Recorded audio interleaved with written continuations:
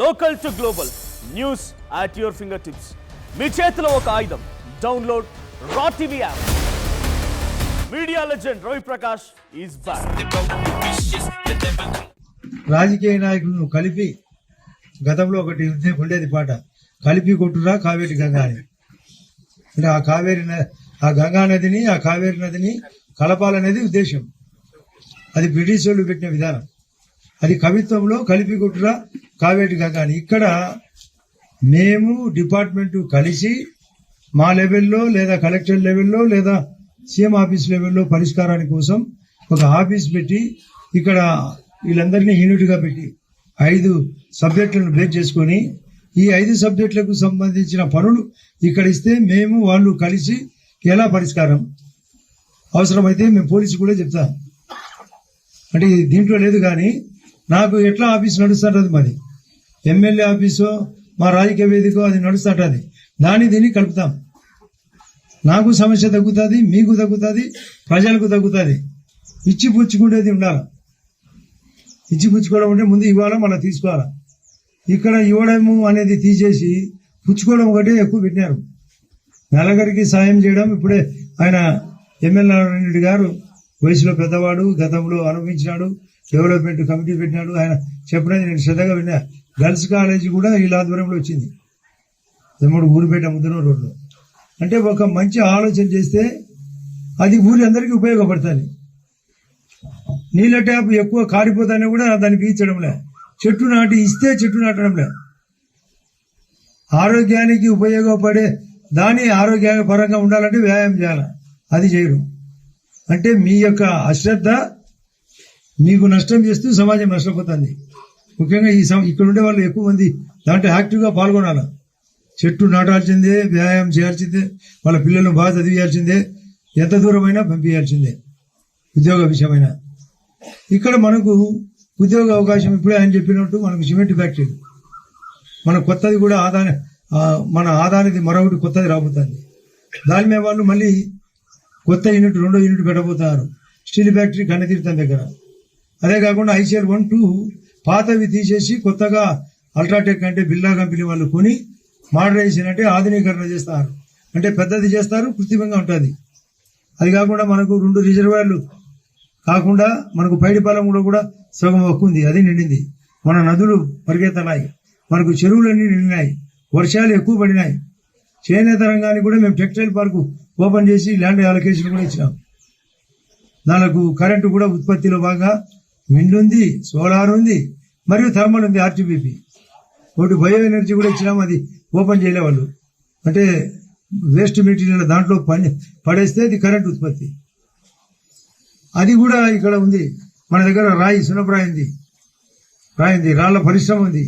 మన దగ్గర మెటల్ దొరుకుతుంది, మనకు శాండ్ పుష్కలంగా దొరుకుతుంది, మనకు గ్రావెల్ దొరుకుతుంది, మనకు విశాలమైన భూమి ఉంది, బానుకొండలు ఉన్నాయి, రకరకాల టెంపుల్స్ ఉన్నాయి. పీరు గైబి సాబ్ కొండ అనేది ఇప్పుడు దానికి కూడా రోడ్ వేసినాం.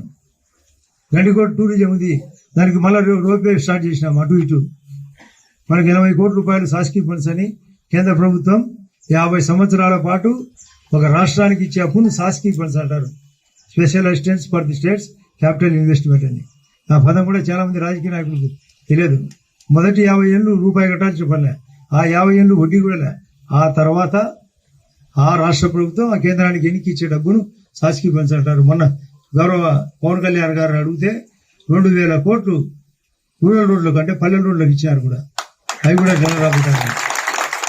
ఇప్పుడు ఒకటి సపోర్ట్ కొడితే 1,000 మంది కొట్టారు, ఆ 30,000 మంది కొట్టారు. దానికి ముఖ్య కారణం PGRS మరియు P4 అంటే స్వర్ణాంధ్రప్రదేశ్ మరియు వికసిత భారత్.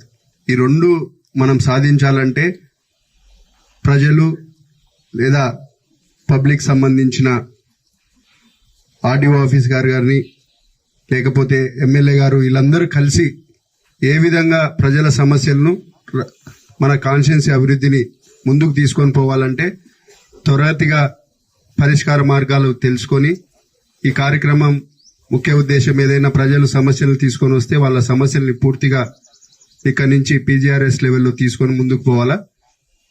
ఇక్కడ మాట్లాడుతూ RDO గారు ఆర్డీఓ గారి లెవెల్లో కానీ ఎంఆర్ఓ గారి లెవెల్లో ఏదైతే పనులు మనకు ఇబ్బందులు ఉంటాయో ఫస్ట్ వాళ్ళకి అప్లికేషన్ పెట్టి జరగని పక్షంలో ఎమ్మెల్యే గారి దృష్టికి తీసుకొని వస్తే ఈ పీజీఆర్ఎస్ కార్యక్రమం తీసుకొని వస్తే దాన్ని ఎమ్మెల్యే గారు మాట్లాడి త్వరగా ఈ సమస్యకు పరిష్కారం తీసుకొని వస్తారని కూడా చెప్పినారు. ఎందుకంటే టైం మనము ముందే ప్రతి విషయం ఎమ్మెల్యే గారికి లేదంటే మా దగ్గరికి తీసుకొని వస్తే మేము మళ్ళా వాళ్ళ దగ్గర దృష్టికే తీసుకొని పోవాలా. ముందు వాళ్ళ దృష్టికి తీసుకొని వస్తే జరగని పని అయితే మా దృష్టికి తీసుకొని వచ్చి మేము ఈ పనిని త్వరగా పనిచేసే విధంగా ఈ కార్యక్రమాలు ఉంటాయని కూడా ఈ సందర్భంగా తెలియజేస్తున్నాను. ముందుగా ఇక్కడ ఈ పీజీఆర్ఎస్ కానీ లేకపోతే స్వర్ణాంధ్ర 2047 టీం అందరికీ ఆల్ ది బెస్ట్ చెప్తూ ఖచ్చితంగా మీరు అందరూ ప్రజల కోసం పనిచేయాలని కోరుకుంటూ ఈ అవకాశం ఇచ్చిన పెద్దలందరూ ధన్యవాదాలు. Thank you so much. భాగంగా జమ్మలమడుగు నియోజకవర్గానికి ఈ విజన్ యాక్షన్ ప్లాన్ యూనిట్ అనేది గౌరవనీయులైన ఎమ్మెల్యే గారి చేత ఇనాగరేట్ చేయడం జరిగింది. సో ఈ యూనిట్ లో ఒక ముఖ్య ఉద్దేశం ఏంటంటే కాన్స్టిట్యున్సీ పరంగా all round development in all the sectors. So మనకి ఆల్రెడీ P4 లో భాగంగా మార్గదర్శులు, బంగారు కుటుంబాలు ఇవన్నీ ఎలా అయితే ఐడెంటిఫై చేశారో సో వీళ్ళందరినీ కూడా డిఫరెంట్ సెక్టర్స్ లో వాళ్ళకి స్కిల్ డెవలప్మెంట్ కానీ లేకపోతే ఉద్యోగ కల్పన కానీ లేదంటే అగ్రికల్చర్ డిపార్ట్మెంట్ లో ఫార్మర్స్ కి ఇంకా మంచి సలహాలు అంటే వాళ్ళ ప్రొడక్టివిటీని అగ్రికల్చర్ విధంగా వాళ్ళకు ఎదురయ్యే సమస్యల్ని వాటిని ఇంకా పరిష్కరిస్తూ కొన్ని ఇన్నోవేటివ్ వేస్ ని తీసుకురావడం లో భాగంగా ఈ విజన్ యాక్షన్ ప్లాన్ యూనిట్ అనేది ప్రతి సెక్టర్ కి ఒక్కొక్క ఆఫీసర్ ఉంటారు. సో వాళ్ళందరూ కూడా ఈ విజన్ యాక్షన్ ప్లాన్ యూనిట్ లో మన జమ్మలమడుగు నియోజకవర్గానికి సంబంధించి ప్రతి సెక్టర్ కి కూడా ప్లాన్ అన్నది ప్రిపేర్ చేస్తారు. ఈ నెక్స్ట్ ఫ్యూ ఇయర్స్ కూడా 2047 వరకు మనం ఆ ప్లాన్ ని ఇంప్లిమెంటేషన్ చేసే నేపథ్యంలో ఈ యూనిట్ అన్నది వర్క్ చేస్తుంది. సో దీంట్లో one of the major thing ఏంటంటే ప్రజా దర్బార్. సో దీంట్లో పీజీఆర్ఎస్ అంటే పబ్లిక్ గ్రీవెన్స్ రిడ్రెసల్ సిస్టమ్ అన్నది ఆల్రెడీ ప్రతి మండలంలోనూ ప్రతి ఆర్డీఓ ఆఫీస్ లోను అలాగే ప్రతి కలెక్టరేట్ ఆఫీస్ లోను state wide every Monday PGRS అన్నది జరుగుతుంది.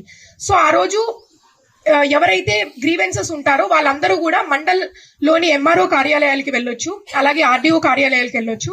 అలాగే మన ఎమ్మెల్యే గారు కూడా ఇప్పుడు ప్రజా దర్బార్ కండక్ట్ చేసినప్పుడు ఎవరికైతే గ్రీవెన్సెస్ ఉంటాయో ఆ గ్రీవెన్సెస్ మీ దగ్గర ఉన్నవన్నీ కూడా మీరు సార్ కి అందజేస్తే ఆ గ్రీవెన్స్ ని మనం రిడ్రెస్ చేయగలమా లేదా అన్నదానికి ఒక ఎండార్స్మెంట్ అనేది ఇవ్వడం జరుగుతుంది.